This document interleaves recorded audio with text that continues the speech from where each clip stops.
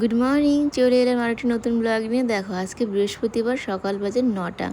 ঘর টর সব গুছানো হয়ে গেছে, শোনো স্কুলও চলে গেছে।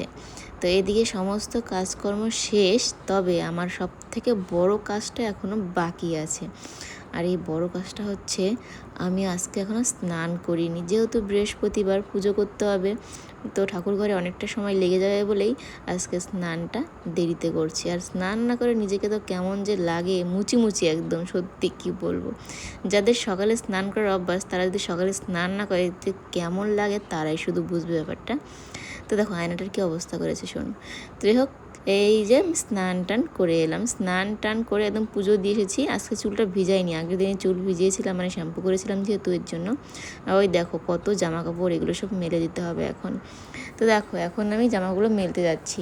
তো এই দিকটা তো খুবই সুন্দর হয়েছে বারান্দার জন্য, তবে বারান্দার ওই পাশটা অবস্থা খুবই খারাপ।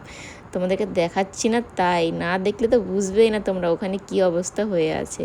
যেহেতু কাজ এখনও বাকি আছে, এর জন্য ওই পাশটা খুবই খারাপ অবস্থা। তবু যাওয়ার সাথে করতেই হবে, যেহেতু ধোয়া কাচা চলছে, তো মেলে দিতে হবে ওখানটায়। তো বাদ বাকি সমস্ত কাজ শেষ এখন। কাজের মধ্যে এখন বাকি ছিল চুলটা আঁচড়ানো, আর এইদিকে হচ্ছে জানালাটা খুলে দিলাম, তাহলে সকালে রোদ্রুটা আসে, বিছানাটা একটু গরম গরম হয়ে যায়, যেহেতু ঠান্ডা ঠান্ডা হালকা, তো এর জন্য। তো চুলটা আঁচড়ে নিলাম, বেঁধেও নিলাম। প্রচণ্ড খিদে পেয়ে গেছে, চলে এসেছি রান্নাঘরে। আজকে রান্না করেছি বাঁধাকপি ভেজেছি আর কি, পেঁয়াজ টিয়াজ দিয়ে, আর একটা আলু দিয়েছিলাম। আর এখানে আলু, ফুলকপি, পটলের সবজি রান্না করেছি মাছ দিয়ে। তো খাওয়া দাওয়া শেষ। এরপর একটা বড় দায়িত্ব, এই যে দেখতে পাচ্ছ পর্দা, এগুলো বাবা সেই কালী পুজোর আগে দিয়েছে আমাকে সেলাই করার জন্য, তো এখনও করে উঠতে পারিনি। তো এতই ব্যস্ত ছিলাম, তো ভাবলাম এই যে আমি যদি এখন কাজটা সেরে না রাখি, বাবা বাড়িতে এসে আমাকে যখনই বলবে পর্দাটা কোথায়, যদি বলি যে হয়নি, আমাকে দিবে বকা।